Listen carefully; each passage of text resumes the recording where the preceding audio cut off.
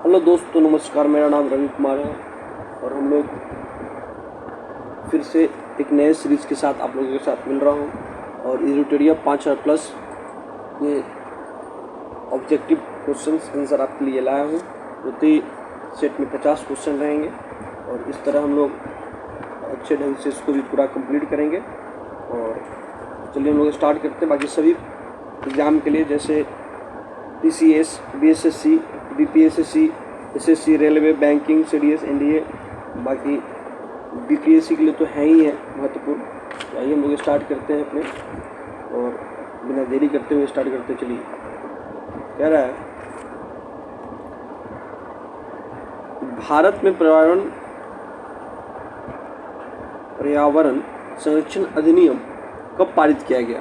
तो याद रखिएगा 1986 में, 1986 में, है ना। भारत में पर्यावरण संरक्षण अधिनियम 1986 में पारित किया गया था। चलिए नेक्स्ट क्वेश्चन की ओर बढ़ते हैं। निम्नलिखित में से कौन सा परितंत्र है? तो कौन सा परितंत्र है ये पूछ रहा है। तो याद रखिएगा परितंत्र का मतलब होता है बगीचा, जो कि परितंत्र की एक परिभाषा है। मतलब एक तरह से उसका एग्जाम्पल कह सकते हैं हम। अरे बगीचा जो एक कृत्रिम परितंत्र का मतलब कि जो भगवान के द्वारा या मतलब जो हम लोग के सराउंडिंग में होता है, जो ऑटोमेटिकली मतलब कि बना होता है, वो नहीं हो। जैसे कि वन क्या है, वन हम लोग नहीं बनाए हुए, ये खुद उपजा हुआ है। झील भी जो होता है मैनमेड भी होता है, इंसानियत भी होता है। लेकिन समुद्र जो है ये तो भगवान की देन है। और बगीचा जो होता है ये क्या होता है, एक्चुअली इसे हम लोग खुद से बनाते हैं। निम्नलिखित में से कौन सर्वाधिक ग्रीन हाउस इफेक्ट करती है? तो सबसे सर्वाधिक ग्रीन हाउस इफेक्ट क्या करती है? जलवाष्प, वाटर वेपर करती है। याद रखिएगा। चलिए, भारत के मुख्य भूमि दक्षिणतम बिंदु हैं। देखिए इसमें बड़ा इंपॉर्टेंट क्वेश्चन है। मुख्य भूमि दक्षिणतम बिंदु क्या है? देखिए मुख्य भूमि जैसे लगा दे ना, तो याद रखिएगा कन्याकुमारी। ठीक है। चलिए, भारत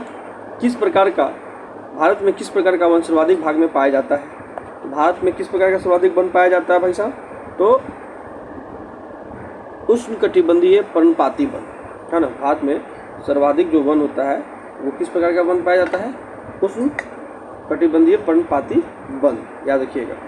निम्नलिखित विकल्पों में से कौन सा सही है? हिमालय के पश्चिमी भाग की अपेक्षा पूर्वी भाग में अधिक विविधता पाई जाती है। ठीक है, क्या पाई जाती है क्या?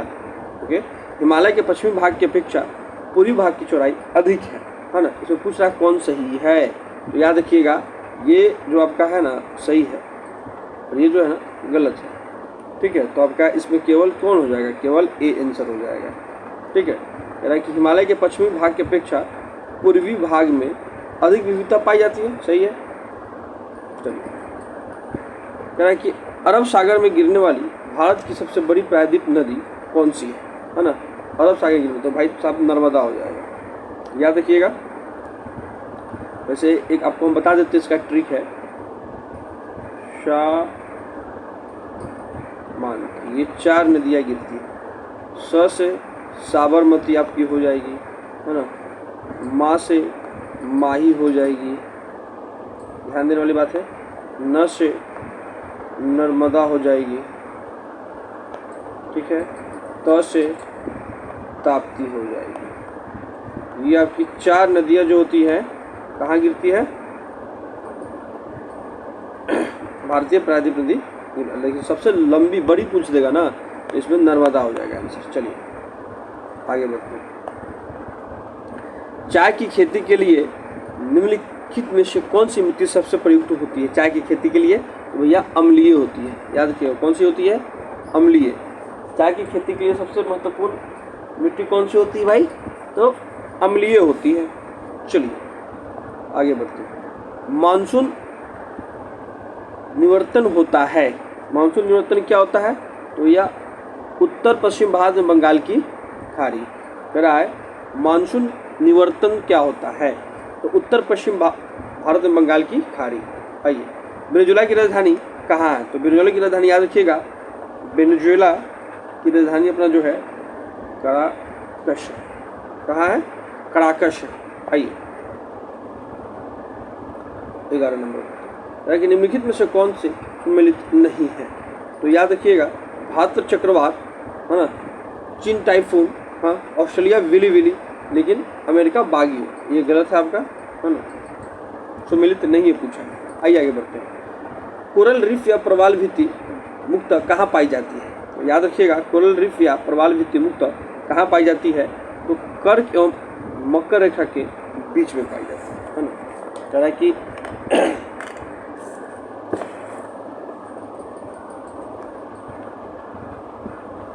स्वर्ण सिंह समिति का संबंध किससे है? भैया स्वर्ण सिंह समिति का जो संबंध है ना, वो मूल कर्तव्यों से है। याद रखिएगा, है ना, कौन? 44वें संविधान संशोधन से, हाँ, 1978 में लागू हुआ था, मतलब स्वर्ण सिंह समिति जो हुआ था 44वें मूल कर्तव्य संबंध इसी से। ठीक है, आगे बढ़ते आइए। न्यायोचित एवं मानवीय कार्यदशाओं तथा मातृत्व सहायता के लिए उपबंध संविधान के किस अनुच्छेद में किया गया है? तो अनुच्छेद 42 में किया गया है। सिंपल सा याद रखिएगा, अनुच्छेद 42 में किया गया। कह रहे कि न्यायोचित एवं मानवीय कार्यदशाओं तथा मातृत्व सहायता के लिए उपबंध किस अनुच्छेद में किया गया है? तो 42 में किया गया है। आगे बढ़ते हैं। भारत के नियंत्रक एवं महालेखा परीक्षक के संबंध में निम्नलिखित कथनों पर विचार कीजिए। तो आइए करते हैं। इसके कार्यकाल 6 वर्ष या 62 वर्ष जो पहले आयु तक होता हो। ठीक है, एकदम सही है। तो महालेखा परीक्षक का जो होता है कार्यकाल, वो तो या तो 6 वर्ष होता है या तो 62 वर्ष, दोनों से जो पहले हो जाएगा मान्य होगा। यह राष्ट्रपति के पदापस्तन अपने पद पर बना रहता है। एकदम सही है, राष्ट्रपति जब तक चाहे। इसके वेतन एवं अन्य सेवा शर्त राष्ट्रपति द्वारा निर्धारित होती है। ये भी सही है, तीनों सही है। तीनों जब सही है तो क्या हो जाएगा? डी हो जाएगा। आइए आगे बढ़ते हैं।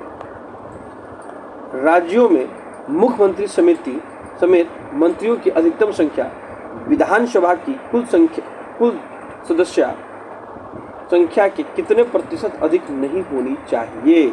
याद रखिएगा भाई साहब, सीधा सीधा 15%, कुछ नहीं सोचना है। रहा है कि राज्यों में मुख्यमंत्री समेत मंत्रियों की अधिकतम संख्या विधानसभा की कुल सदस्यों की कितने प्रतिशत होनी नहीं चाहिए? तो कितनी नहीं होनी चाहिए? तो भैया 15%। आइए आगे बढ़ते हैं। रीट जारी करना उच्चतम न्यायालय के किस क्षेत्र अधिकार में आता है? तो भैया न्यायाधीश क्षेत्राधिकार में आता है। किस क्षेत्राधिकार में आता है? तो न्यायाधीश क्षेत्राधिकार में आता है।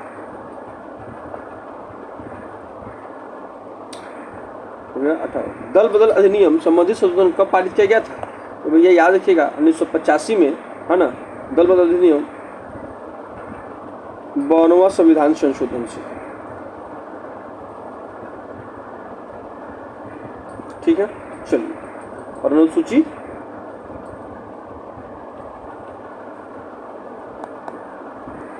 कमेंट में करके बता दीजिएगा आप लोग। 10 अनुसूची। ठीक है। 9 में क्या है? जमींदारी या भूमि से। 8 में क्या? भाषा है ना। 7 में क्या है? संघ सूची, राज्य सूची, केंद्र समर्थित सूची है ना। 6 में क्या है? मेघालय अनुकूल जनजातीय क्षेत्रों से। ठीक है, चलिए आगे बढ़ते हैं। सर्वप्रथम प्रत्यक्ष चुनाव का प्रावधान निम्नलिखित में से किस अधिनियम द्वारा किया गया था? तो याद रखिएगा, भारत शासन अधिनियम 1919 के अधिनियम से किया गया था। करा सर्वप्रथम प्रत्यक्ष चुनाव का प्रावधान निम्नलिखित में से किस अधिनियम द्वारा किया गया था? तो 19 का भारत शासन अधिनियम 1919 का अधिनियम किया गया था। चलिए इधर दिखा देते, एक बार बता देता आपको। 1909 का, उसको मार्ले मिंटो अधिनियम कहते हैं। और मिंटो जो थे ना, ये मार्ले मिंटो अधिनियम हम लोग बोलते हैं। मिंटो जो थे, इनका कार्यकाल क्या रहा था? 1905 से 1910। और ये मिंटो दूसरे थे। प्रथम मिंटो का जो कार्यकाल है वो 1807 से, है ना, 1813। याद रखिएगा, ये मिंटो प्रथम है, ये मिंटो द्वितीय। चलिए आगे बढ़ते हैं। और मिंटो दूसरी है, मतलब कि दूसरे को ही क्या बोलते हैं? संपायिक सांप्रदायिक निर्वाचन के जनक बोलते हैं। ये प्रधानमंत्री का राष्ट्रपति को सूचना प्रदान करने के संबंधी कर्तव्यों का उल्लेख करता है। मतलब वही बात है कि प्रधानमंत्री जो है ना राष्ट्रपति को सूचना प्रदान करने के संबंधी में किस आर्टिकल में उल्लेख मिलता है, तो भाई साहब जो ये आर्टिकल में है ना 78 में मिलता है ना। 74 और 75 में मंत्रिपरिषद से रिलेटेड है, 74 जो है मंत्रिपरिषद से राष्ट्रपति का रिलेटेड है, 75 में जो है प्रधानमंत्री को जो मंत्रिपरिषद की सलाह से होता है। आगे बढ़ते हैं। निम्नलिखित में से कौन सा देश प्रातःकाल शांति की भूमि लैंड ऑफ द मॉर्निंग काम के नाम से जाना जाता है? शांति भूमि के नाम से तो दक्षिण कोरिया।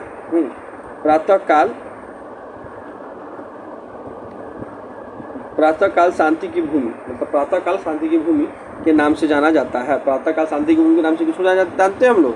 तो दक्षिण कोरिया को। विश्व जल संरक्षण दिवस है ना कब मनाते हैं? विश्व जल संरक्षण दिवस कब मनाते हैं भैया? तो 22 मार्च को, है ना। अभी बोलेगा 22 अप्रैल को,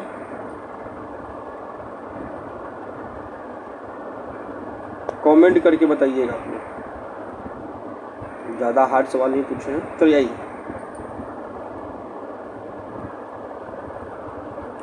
स्वदेशी और बहिष्कार आंदोलन का अनुमोदन कांग्रेस के किस अधिवेशन में हुआ था? तो देखिए याद रखिएगा कि कांग्रेस का जो अधिवेशन 1900 कहाँ पे हुआ था? ये कलकत्ता अधिवेशन में, ठीक है ना। तो कब किया गया था? बनारस अधिवेशन 1905। स्वदेशी और बहिष्कार है ना आंदोलन का अनुमोदन कांग्रेस के किस अधिवेशन में किया था? तो 1905 याद रखिएगा। चलिए 24 नंबर आते हैं। कांग्रेस के कार्य समिति में भारत विभाजन का प्रस्ताव कब पारित किया गया था?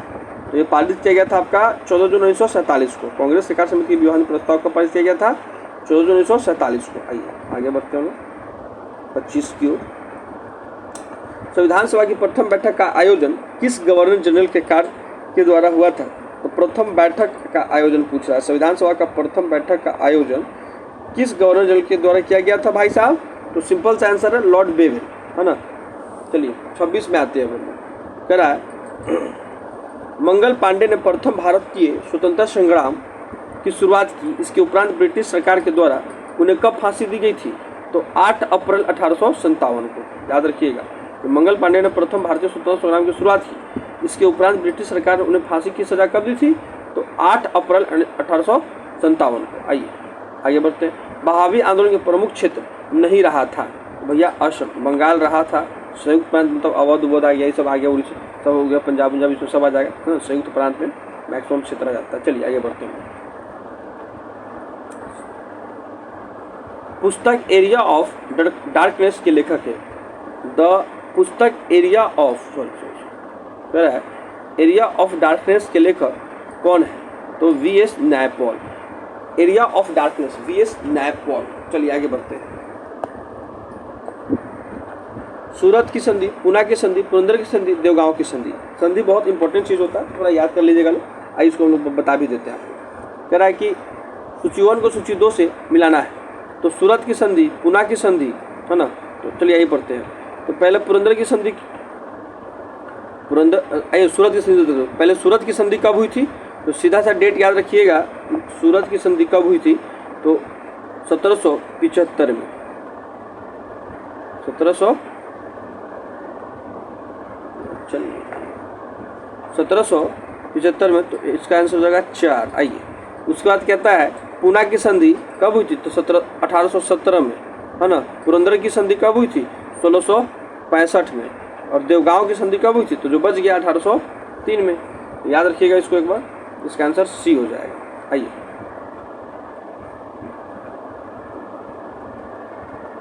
30 की ओर हम लोग बढ़ रहे हैं। निम्नलिखित में से किस ग्रंथ से गुप्त काल के बारे में जानकारी मिलती है? तो याद रखिएगा कि किस ग्रंथ से? तो मृच्छ कटिकम से, है ना। कि किस ग्रंथ से गुप्त काल के बारे में हमें जानकारी मिलती है? तो मृच्छ कटिकम से। कलिंग शासक खारवेल किस धर्म का अनुयायी था? तो भैया जैन धर्म का। खारवेल जो था ना कलिंग का शासक, वो जैन धर्म का अनुयायी था। चलिए आगे बढ़ते हैं। 32 नंबर क्वेश्चन है कि भीतरी स्तंभ अभिलेख किस शासक से संबंधित रहता है? तो याद रखिएगा स्कंदगुप्त से। किससे? स्कंदगुप्त से। आइए 33 का। दक्षिणी भारत में स्थित कैलाश मंदिर किस शासकों के द्वारा निर्माणित हुआ था? तो पल्लव वंश के शासकों द्वारा, है ना। किसके द्वारा? पल्लव शासक के द्वारा। आइए आगे बढ़ते। सिकंदर की मृत्यु के बाद भारत ने अपनी गर्दन से दास्ता का जुआ उतार फेंका, साथ ही अपने गवर्नरों की हत्या कर दी। इस मुक्ति युद्ध का नायक सेंड्रोकोटस था। चंद्रगुप्त के विषय में किसने लिखा था? तो भैया एरियन ने लिखा था, याद रखिएगा, है ना। किसने लिखा था? एरियन ने। कि सिकंदर की मृत्यु के बाद भारत ने अपने गर्दन से दास्ता का जुआ उतार फेंका था, साथ ही अपने गवर्नरों की हत्या कर दी। इस मुक्ति युद्ध का नायक सेंड्रोकोटस था। चंद्रगुप्त के विषय में किसने लिखा था? तो एरियन ने लिखा था। ध्वनि का प्रभाव मानव मस्तिष्क के, है ना, कह रहा है कि ध्वनि का प्रभाव मानव मस्तिष्क के संवेदन कितने समय तक रहता है? याद रखिएगा 1/10 सेकेंड रहता है। नेत्र में प्रवेश करने वाला प्रकाश की मात्रा का नियंत्रण निम्न में से किस अंग द्वारा होता है? आइरिस द्वारा होता है। भाई साहब कॉर्निया द्वारा नहीं, आइरिस द्वारा, याद रखिएगा। और रेटिना पे प्रतिबिंब बनता है कैसा? उल्टा, उल्टा और वास्तविक, याद रखिएगा, उल्टा और वास्तविक। रक्त की अशुद्धियां किस अंग में जाकर छनती है? तो भाई साहब ब्रिक में, है ना, किडनी, जिसको लोग क्या बोलते हैं? किडनी बोलते हैं। आइए आगे बढ़ते हैं। रक्त का कितना प्रतिशत भाग प्लाज्मा में होता है? तो भैया 55 से 60% होता है। कितना होता है? 55 से 60% होता है। आइए, एक पौधे पर पुष्पन होने के लिए उत्तरदायी हार्मोन है। कौन सा उत्तरदायी हार्मोन है पुष्प होने के लिए? तो फ्लोरोजीन, याद रखिएगा, फ्लावर पे फ्लोरोजीन हार्मोन उत्तरदायी होता है। कौन सा? फ्लोरोजीन। इंद्रधनुष किसके कारण होता है? तो भैया इसमें याद रखिएगा, इंद्रधनुष जो हमेशा हम लोग देखते हैं बारिश के बाद चिपकाई देता है, तो परावर्तन और अपवर्तन दोनों घटना होता है ना। इसीलिए क्या हमें दिखाई था? इंद्रधनुष। एक ही पदार्थ के अणुओं के बीच कार्यकारी आकर्षण बल को क्या कहा जाता है? तो उसको संसर्जक बल कहता है। संसर्जक बल। किसी अभिक्रिया में भाग लेने वाले पदार्थ को क्या कहलाता है? तो याद रखिएगा, अभिकारक। किसी अभिक्रिया में भाग लेने वाले पदार्थ को क्या कहलाते हैं? तो अभिकारक। क्षारक को जल में घोलने पर क्या मुक्त होता है? तो भैया OH आयन। किसी भी क्षार को अगर जल के साथ, तो जब जल H2O के साथ जब घोलेंगे तो क्या रिलीज होगा? तो OH- रिलीज होगा हमेशा, याद रखिएगा। चलिए, नींबू के रस का pH कितना होता है? तो भैया 2.2 होता है। एसिडिक होता है नेचर, हाईली एसिडिक नहीं होता है। हम एसिडिक होता है हाईली नेचर, लेकिन हाईली एसिडिक की नेचर नहीं होता है। चलिए, जो फिर हम लोग खा भी नहीं पाएंगे, जला देगा। बादल और वायुमंडल का तैरना किस कारण होता है? तो भैया याद रखिएगा, दाब के कारण होता है। और वायुमंडल और बादल जो तैरना कहलाता है, उसको किस मीटर से मापते हैं? नोफोस्कोप से मापते हैं। नाम रखिएगा, नोफोस्कोप से मापते हैं। चलिए, छाया में पनपने वाले पौधे को क्या कहते हैं? तो छाया में जो, देखिए एक बार याद रखिएगा, तो छाया में पनपने वाले पौधे को क्या कहते हैं?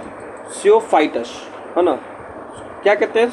सियोफाइटस। याद रखिएगा। हेलोफाइटस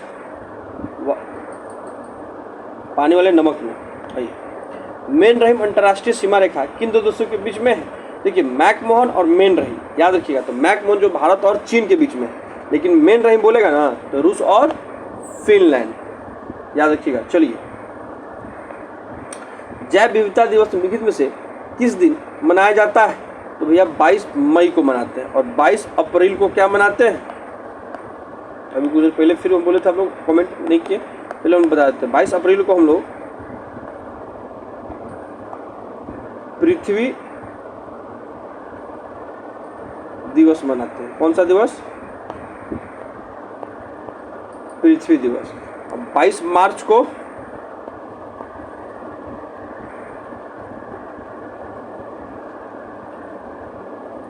को हम लोग जल दिवस। चलिए आगे बढ़ते हैं। राष्ट्रीय खाद्य सुरक्षा मिशन NFSM की शुरुआत किस वर्ष की गई थी? तो 2007 में की गई थी, है ना। याद रखिएगा, 2007 में की गई थी। भारत में मुद्रास्फीति के प्राकलन का सबसे प्रचलित माप है? तो भैया सिंपल सा है, CPI, ठीक है। चलिए दोस्तों, आज के लिए इतना ही। डेली हम लोग 50-50 क्वेश्चन का सीरीज करेंगे और बेहतरीन ढंग से। बाकी आप लोगों के लिए भी और भी हम सीरीज लाते रहेंगे। ये एडिटोरिया का है, चौथा सीरीज है और हम आगे भी लाते रहेंगे। और करेंट अफेयर भी इसके लिए हम लोग करेंगे आगे चल के। चलिए धन्यवाद दोस्तों।